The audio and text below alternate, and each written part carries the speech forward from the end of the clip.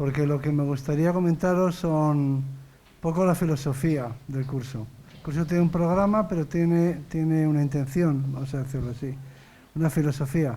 Y estaba buscando un título, una cosa así, para introducir precisamente eso, lo que hay detrás del programa. Siempre detrás del programa tiene que haber algo. A veces no hay nada, pero eso es una desgracia. Lo ideal es que haya algo detrás, una intención, un propósito, una idea, lo que sea. Y estaba buscando una imagen, una metáfora, y me estaba acordando de una película que me impresionó mucho, que quizá hayáis visto, en español me parece que titulada Tierras de Penumbra, en inglés Shadowlands.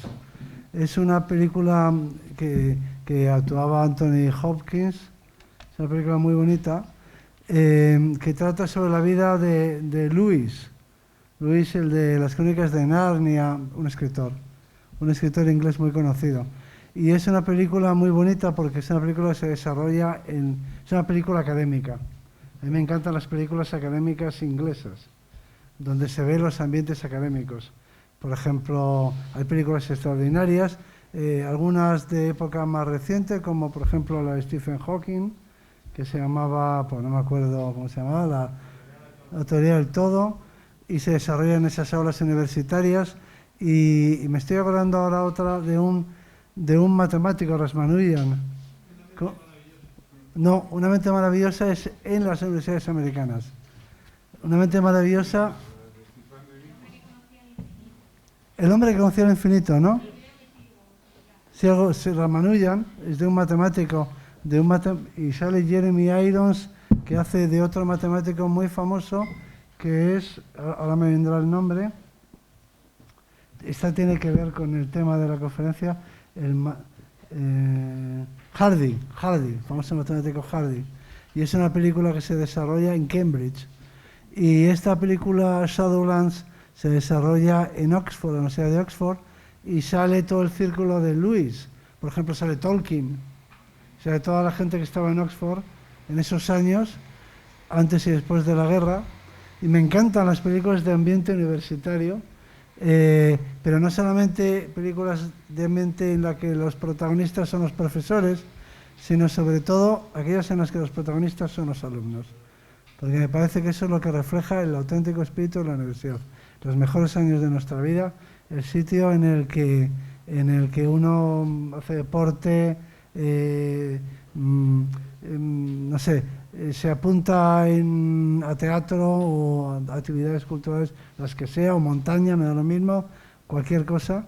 Es decir, me produce nostalgia o me trae recuerdos de un tiempo, me temo que pasado, en la que los alumnos vivíamos en la universidad. Yo estaba en la universidad, en la facultad, desde la mañana hasta la noche, todo el día completo. Yo estudié en una carrera de ciencias y teníamos laboratorios, pero lo más importante es que recuerdo que vivíamos en la universidad, y eso incluía los colegios mayores, incluía San Juan Evangelista. A lo mejor cuando terminábamos de los laboratorios o las clases o lo que fuera, nos íbamos a escuchar un concierto a un colegio mayor, o a ligar, o a lo que fuera, o una fiesta. Entonces, ese ambiente no sé hasta qué punto se ha perdido, yo creo que mucho. Mis alumnos de la mañana a la 1 se van, ya no vuelven hasta el día siguiente. Parece que se están perdiendo lo mejor de la universidad. Se solía decir en mi época que lo más importante, el lugar donde más aprendía era el bar de la universidad. Y no carecía sentido esa idea, ¿no? Porque era con la convivencia, el espíritu de comunidad. Era la universidad entendida como una comunidad, como decían los estatutos de las universidades medievales españolas, no un ayuntamiento de personas que tienen intereses comunes, es decir, una ciudad, en realidad, una ciudad universitaria. Y eso es lo que hasta cierto punto fue en su día, y a mí me parece que se ha perdido mucho. Y yo les digo a mis alumnos que procuren vivir su vida como una película, como si fuera una película de estas que se ven, porque la vida en realidad es una película. Es la película en la que uno es el guionista, hasta cierto punto, ¿no? Pero realmente hay que vivirlo como si fuera algo que estás viendo en una pantalla, que nos parece estupendo y nos interesa mucho, pero cuando se trata de la vida de uno mismo, parece que no nos interesa tanto. Y eso es un error. Bien, volviendo al tema de Shadowlands, es la historia de Lewis. No sé si conocéis a Lewis, C.S. Lewis, un escritor muy importante de la generación de Tolkien. Y al final, Anthony Hopkins termina la película diciendo, ya solo tengo preguntas. Os recomiendo mucho que veáis esa película.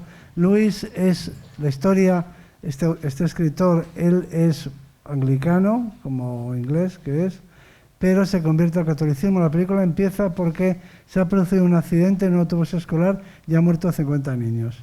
Entonces le preguntan que qué sentido tiene eso y Lewis intenta explicar, bueno, pues que todo obedece a un gran plan cósmico, a fin de cuentas, y que todo está guionizado, que la vida está guionizada, hay un guión, y que aunque nosotros no entendamos nada, eso responde a un guión de alguien y por lo tanto tiene, visto a cierta distancia, hay alguna lectura que le da sentido a las cosas que pasan, ¿no? Incluso a la muerte de los 50 niños en el accidente de autobús. Y la película termina diciendo, viene a verle a una poetisa americana con la que se enamora, que muere de cáncer, y entonces termina la película diciendo, ya solo tengo preguntas. Bueno, pues ese final ya no tengo respuestas, solo tengo preguntas. Ese final de la película podría ser el comienzo de este curso, ¿no? Ya solo tenemos preguntas. Este es el curso de las preguntas, porque vamos a hablar de temas para los que no tenemos respuestas. Y a mí me parece que eso es lo más interesante de la ciencia, hacerse preguntas. A fin de cuentas, la ciencia consiste en hacerse preguntas. También me recordaba eso, algo que dice Harari, este escritor tan conocido ahora, este historiador, cuando habla de cómo se constituyeron, cómo se crearon las universidades. Y las universidades, dice él, se crearon porque se reunieron una serie de personas que reconocieron su ignorancia. Es decir, la universidad es el lugar donde nos reunimos los ignorantes. En un tiempo en el que todo eran certezas, la religión proporcionaba todas las respuestas, en el que todo el orden social estaba establecido rígidamente y parecía inmutable. Es decir, en una sociedad en la que todo era certezas, se reunieron unos cuantos, primero en Bolonia, luego en otros lugares, que confesaron, que se reconocieron que no tenían respuestas, que solo tenían preguntas. Es decir, se reconocieron ignorantes en un mundo de certezas. A mí tuve la oportunidad de dar una conferencia en la Universidad de Salamanca cuando conmemoraba su centenario y me dirigí a los académicos allí presentes con estas palabras. Dije, queridos ignorantes. Alguno diría, bueno, este señor viene aquí a insultarnos, pero no, en realidad les estaba elogiando, ¿no? Aquí estamos los que nos confesamos ignorantes, los que no tenemos respuestas y buscamos preguntas, en un mundo en el que todo el mundo tiene certezas. En cierto modo ahora también se produce esa situación, todo el mundo está seguro de todo, estamos rodeados de certezas, entonces hace más falta que nunca un lugar en el que se concentre o se reúna la gente que no tiene certezas y que sabe que no sabe, a fin de cuentas, como Sócrates. Y de eso es de lo que va el curso. El curso va de los orígenes en general, que son los temas más, peor conocidos. Los orígenes de las cosas es lo que peor se conoce, porque los orígenes siempre son muy humildes. Decía Teilhard de Chardin que los pedúnculos, cuando algo florece luego, pero tiene un origen, los pedúnculos siempre están borrados. Es decir, los orígenes son imposibles de conocer. Decía él que cuando se interpone estoy entreteniéndoos, pero esto tendrá que acabar en algún momento. Son 2 o 3 minutos. Cuando se interpone una masa suficiente de tiempo entre nosotros y un acontecimiento, pues es invisible, no se puede conocer, es imposible. De manera que, por ejemplo, en la biología evolutiva sucede, cuando un grupo de pronto florece, cuando se produce lo que se conoce como una reacción adaptativa, se hace muy visible. Los fenómenos cuando alcanzan, bueno, su plenitud, enseguida se hacen muy aparentes. El problema es con los inicios, porque los inicios siempre son momentos y, por lo tanto, son circunstancias excepcionales, son singularidades muchas veces, y eso nos lleva a la pregunta de si era necesario que ocurrieran o no, ¿no? Que esa es la gran pregunta. Cuando los inicios son tan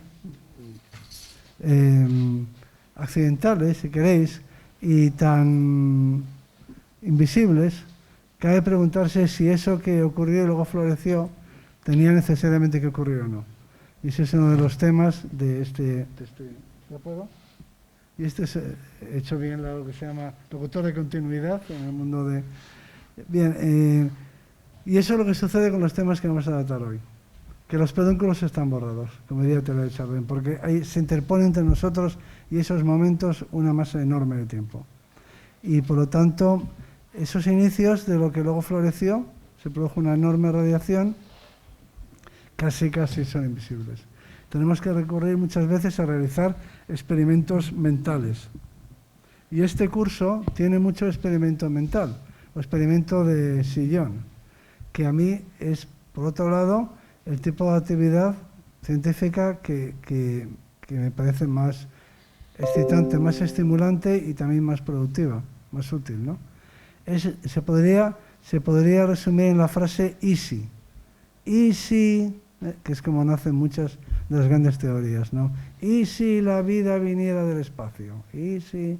Entonces podemos hacer experimentos mentales sin salir de nuestra casa o de nuestro sillón. Los ingleses los llaman así, los llaman thought experiments, pero también los llaman armchair experiments, o sea, experimentos de sofá. Desde el sofá podemos hacer experimentos y, a fin de cuentas, esos experimentos mentales son el origen de las grandes teorías científicas. ¿Y si los continentes se movieran?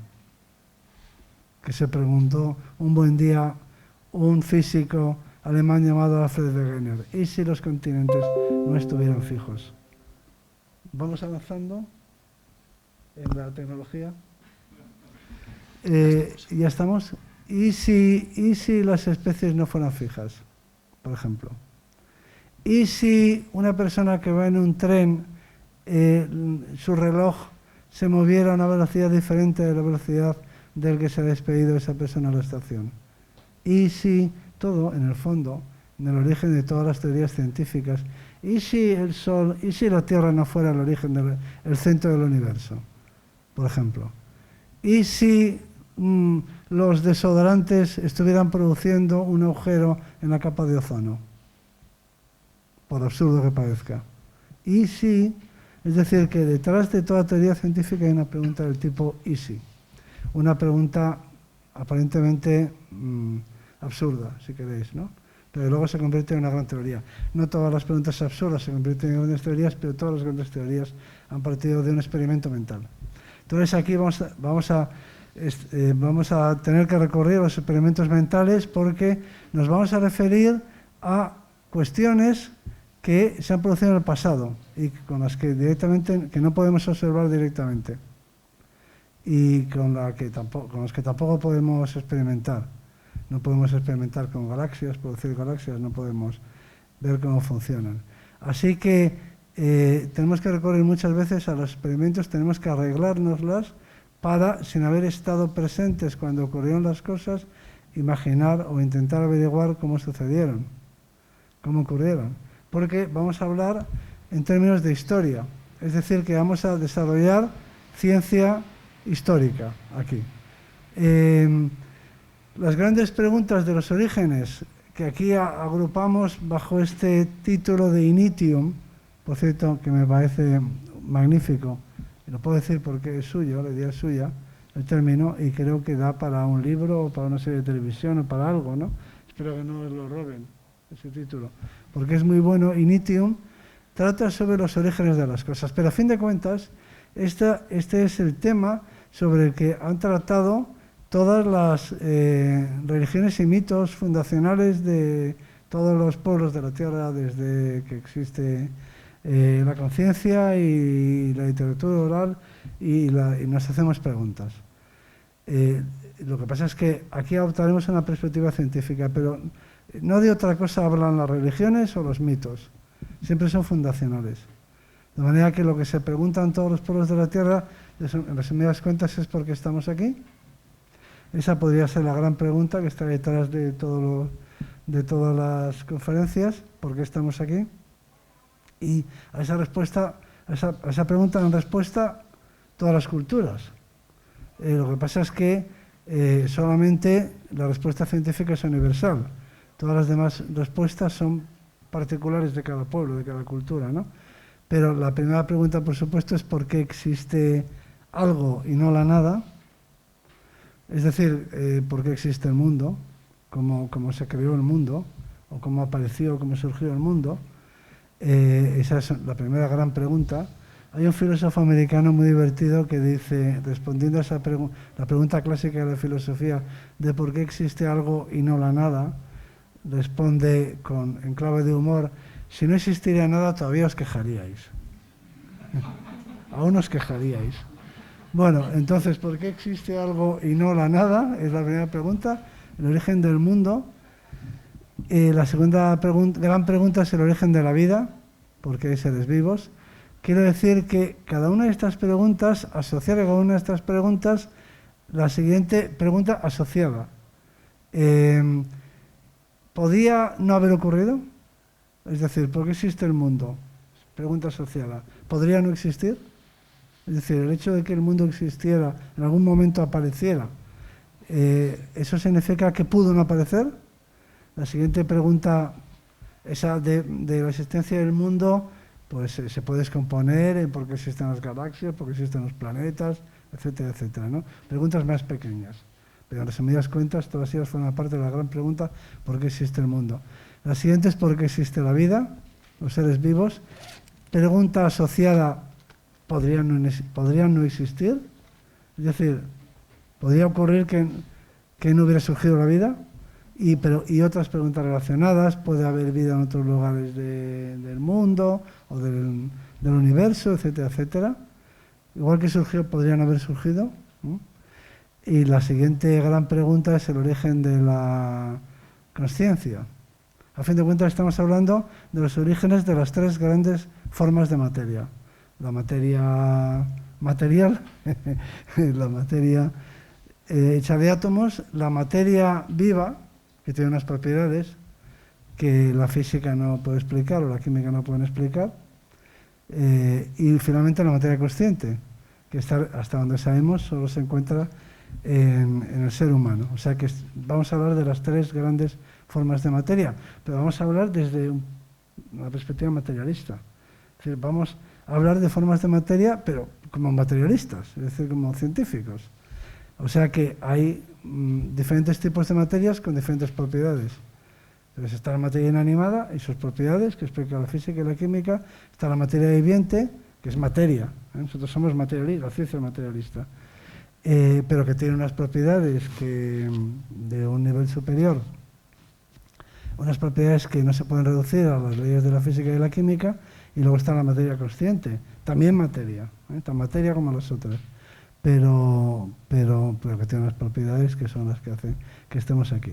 Bueno, pues a estas tres, el origen de estas tres formas de materia, y luego otras preguntas más como ya más particulares, ¿no? De ¿somos el pueblo elegido o no? Es decir, sobre el origen de nuestra comunidad, de nuestra cultura, de nuestra nación, de lo que sea, ¿no? Estas preguntas ya más concretas. Pero todas son preguntas históricas. Es decir, se refieren a acontecimientos que ocurrieron en el pasado, todas. Que por lo tanto no podemos observar o con los que no podemos experimentar, ya veremos que sí es posible hacer una ciencia histórica. Porque en el fondo, y ya le voy a pasar la palabra, lo que late en el fondo de todo esto es esta pregunta. ¿La historia puede ser una ciencia? ¿O es solo una interpretación, una especulación? En principio, se ha dicho siempre que la ciencia se basa en la observación de los fenómenos naturales y en la experimentación. Las ciencias experimentales me refiero. cuando hablamos del pasado remoto, no podemos ni observar directamente ese momento en el tiempo, hace 18.000 millones de años, o hace 4.000 millones de años, o hace 2 millones de años. No estábamos ahí para verlo. Y tampoco podemos experimentar, es decir, no podemos hacer ni observaciones ni experimentación.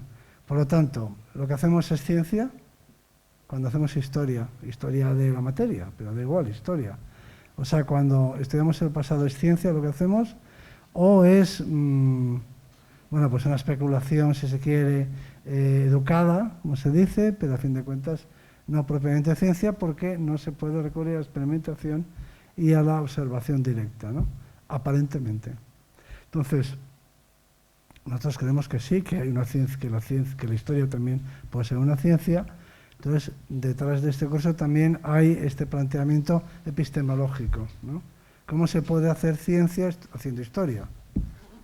Que se puede extender también a la historia social más reciente, pero en general, ¿cómo se puede estudiar el pasado haciendo ciencia? Cuando en principio no podemos observar el pasado directamente ni podemos experimentar con las galaxias. Bueno, pues aquí se verá cómo si es posible una ciencia de la historia o una ciencia histórica. En resumidas cuentas, que los tres grandes orígenes, los orígenes de las tres formas de materia, son pedúnculos muy finos, como he dicho antes, y muy antiguos, y por lo tanto se interpone entre nosotros y esos momentos una gran masa de tiempo. Y en consecuencia son difíciles. Y yo termino ahora, le paso la palabra al profesor Gallego, pero yo termino con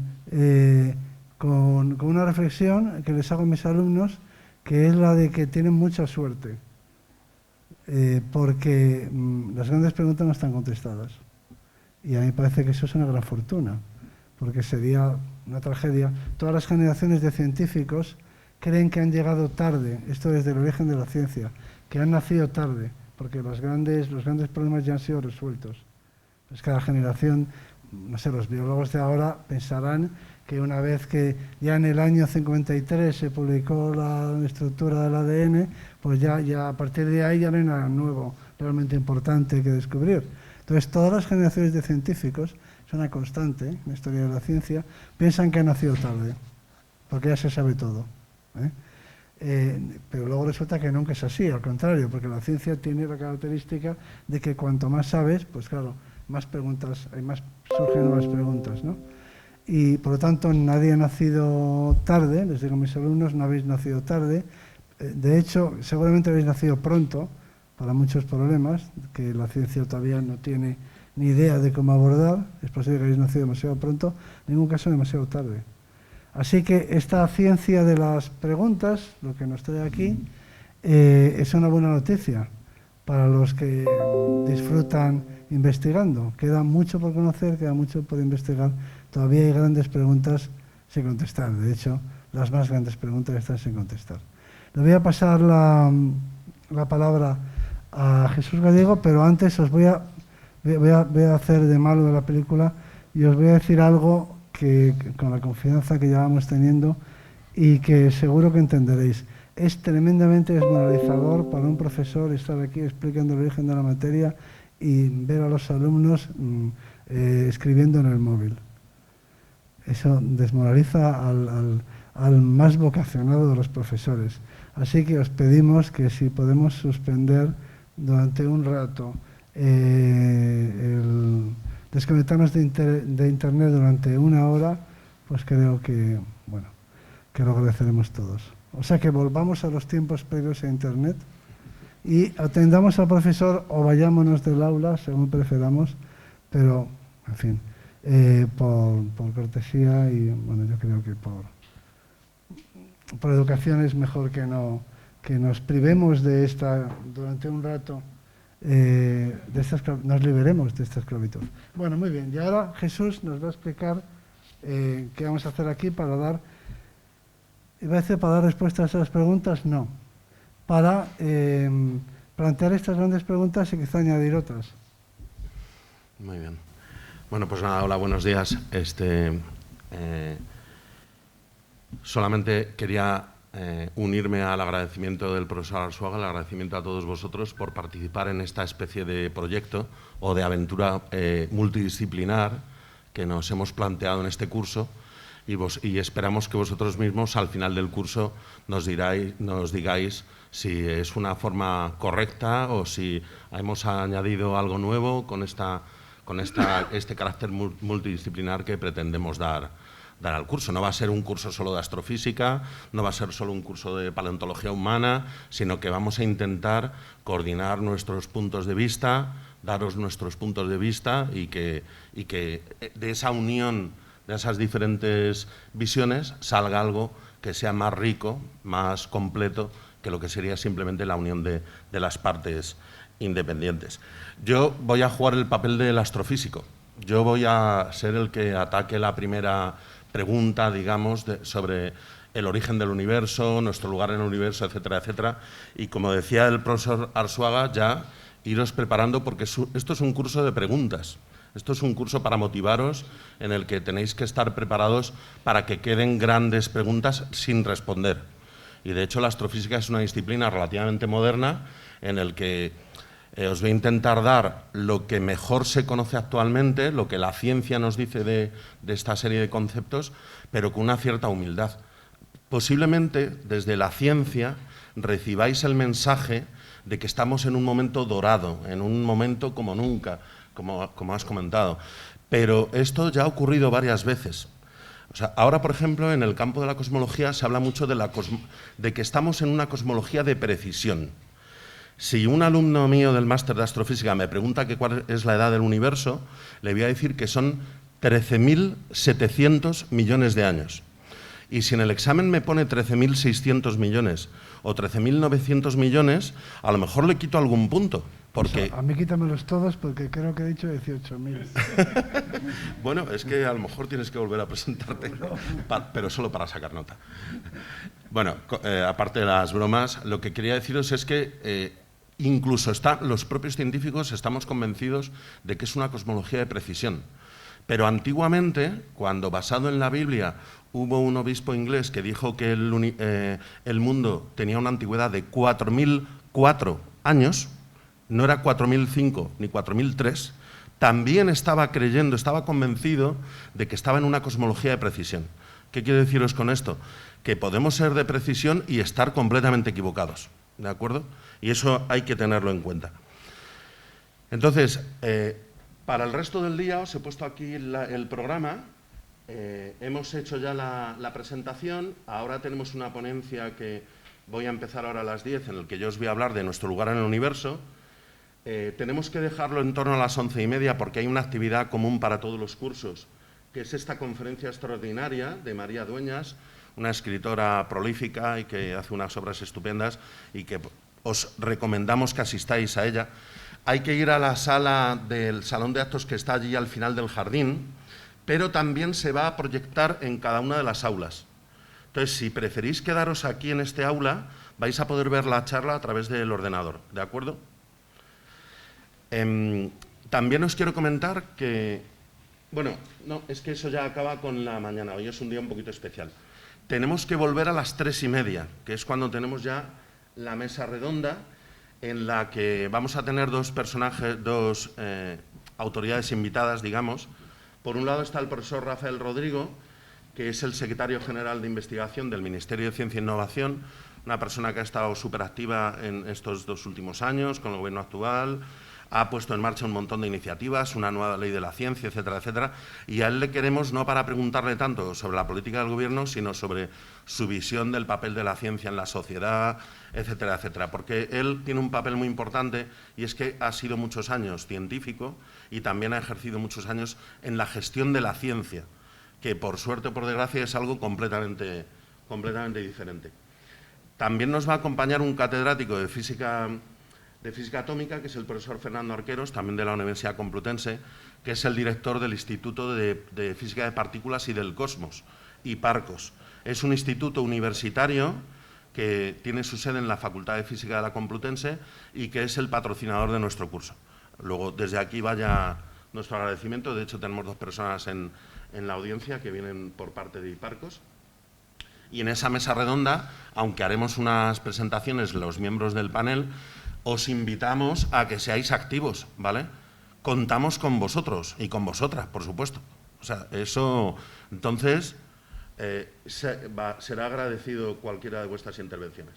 Luego, a las 5, tenemos una actividad un poco especial que hemos ideado el profesor Arzuaga y yo con mucho cariño, que es la proyección de un documental que nos ha cedido Warner Media, gratis, en forma de fichero de alta resolución, que lo proyectaremos desde mi ordenador, y que es un documental que está fantástico porque es una simulación, bueno, más bien es pasar a imagen una entrevista que le hicieron en su momento a un director famoso que es Stanley Kubrick, el director de la película 2001 Odisea en el espacio.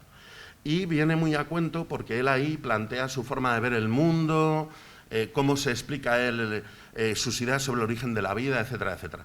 Y lo vamos a poner en el inglés original porque la voz de Stanley Kubrick la pone el actor Keir Dullea, que es el actor que hizo el papel de Dave Bowman en la película Odisea del espacio.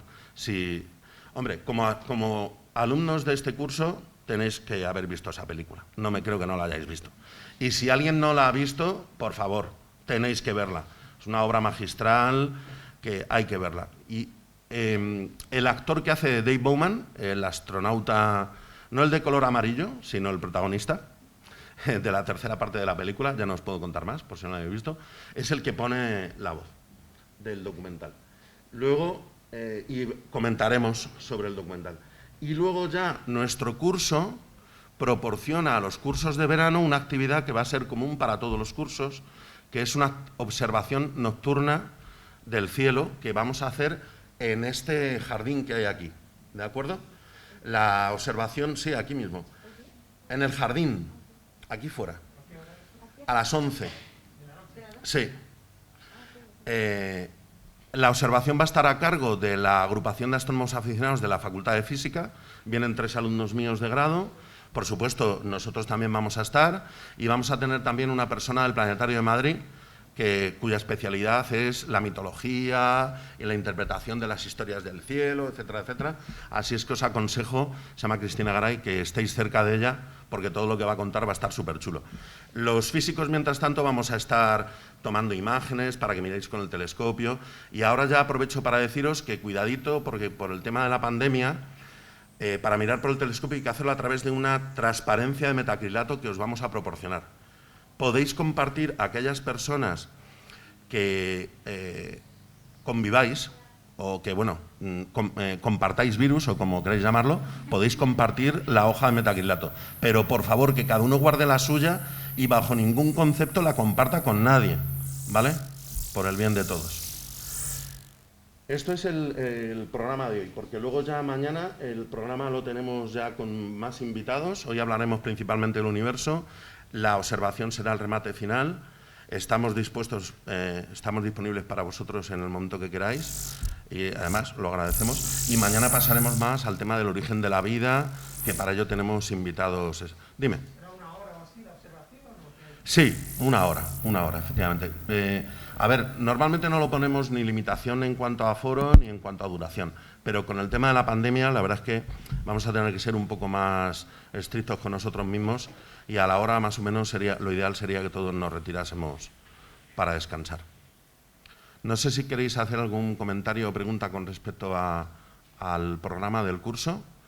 También tenemos una actividad bastante especial que es el viernes, y es que tenemos el privilegio de que el director de las excavaciones del yacimiento que se llama, bueno, que es conocido como el Valle de los Neandertales, en Pinilla del Valle, pues va a estar con nosotros y nos va a... Entonces tenemos un autobús que parte de Madrid a las 8, pasa por el Escorial a las 9 para recogeros los que durmáis aquí, luego hay 1 hora y media de autobús hasta Pinilla del Valle, perdón. A las 11 pararemos en un restaurante que está allí al lado del yacimiento, en el que tendremos media hora para hacer alguna consumición, sobre todo para pasar al baño. Y a partir de ahí empieza la aventura, porque tenemos media hora de camino, luego a lo mejor... El camino explicado. Pero de camino con explicaciones y observaciones. O sea, que no es andar, es ir interpretando. Sí, la visita ya empieza en el comienzo del paseo, que es como Sí, desde el principio media hay una orilla. interpretación del paisaje y del valle en realidad. O sea, es una visión un poco diferente de la habitual, un momento, de la habitual. Es decir, que no vamos, de nuevo, me remito a lo que hago con los alumnos, que a los que me cuesta mucho trabajo explicarles que la visita no empieza en el yacimiento, ¿eh? De hecho, el yacimiento es lo de menos. Quiero decir que el yacimiento de verdad es el valle, donde es el ecosistema, donde ocurrían las cosas. Que el yacimiento como si no lo vemos.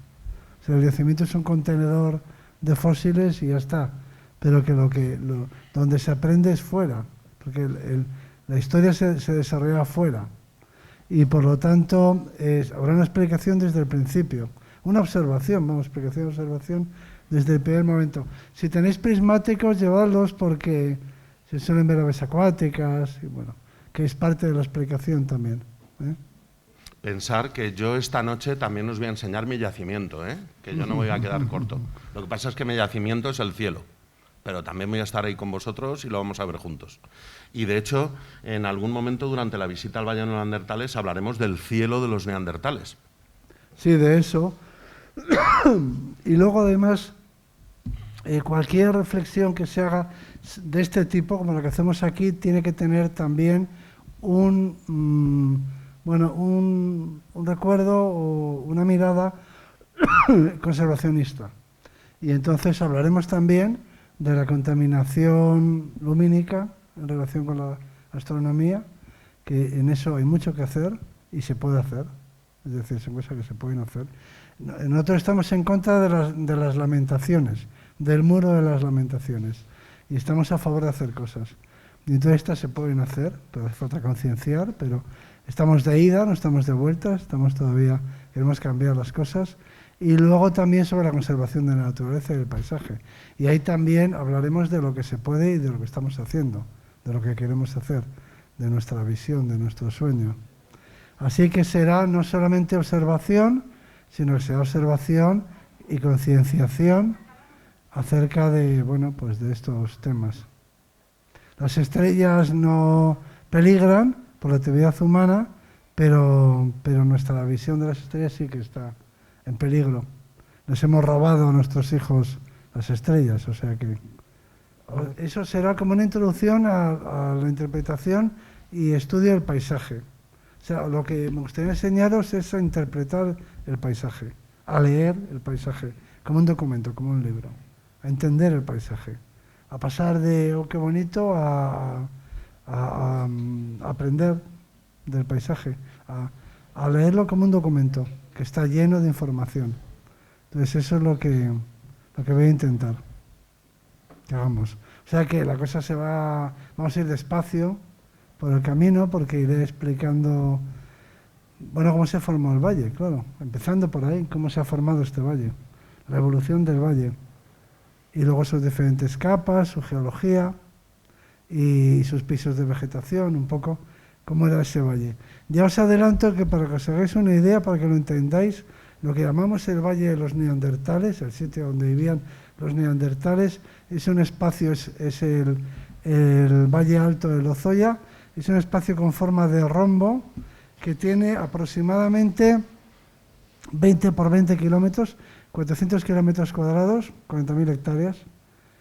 400 kilómetros cuadrados es aproximadamente la misma extensión que tiene el cráter del Gorongoro en África. O sea que si habéis ido a ver el cráter del Gorongoro en África, que es uno de los grandes parques nacionales y que está lleno de vida, pues algo parecido. Sería en la prehistoria el Valle de Lozoya, con una dimensión parecida y también cerrado como el cráter del Gorongoro, una cosa muy, muy similar, ¿no? Pero con neandertales, pero muy parecida. O sea que voy a intentar explicar, no es un cráter, ya veremos que es una fosa tectónica, es otra cosa, en cuanto a su origen no es volcánico, es tectónico, pero de todas formas tiene muchas cosas en común porque está cerrado y rodeado por montañas y es un espacio pues acotado. Y ahí es donde vivían los neandertales, pero si tenéis así, buscáis un paralelo, algo similar, un análogo actual, el cráter de Gorongoro es un magnífico ejemplo de lo que podría haber sido. Entonces vamos a conocer ese cráter. No es un cráter, que es una fosa, pero vamos a conocer ese espacio. Para eso hay que delimitarlo físicamente, ver su topografía, su relieve, su vegetación, sus pisos, un poco su evolución, sus glaciares. Tiene mucho que ver. De hecho, es una excursión que para hacerla bien hecha, es una excursión de jornada completa, como mínimo, ¿no? Pero será una iniciación a la interpretación del Valle Alto del Lozoya. Es lo que pretendemos hacer. No se trata de ir al yacimiento y decir ya está en el yacimiento, sino intentar entender ese territorio. O sea, es una visita a un territorio con todo lo que contiene.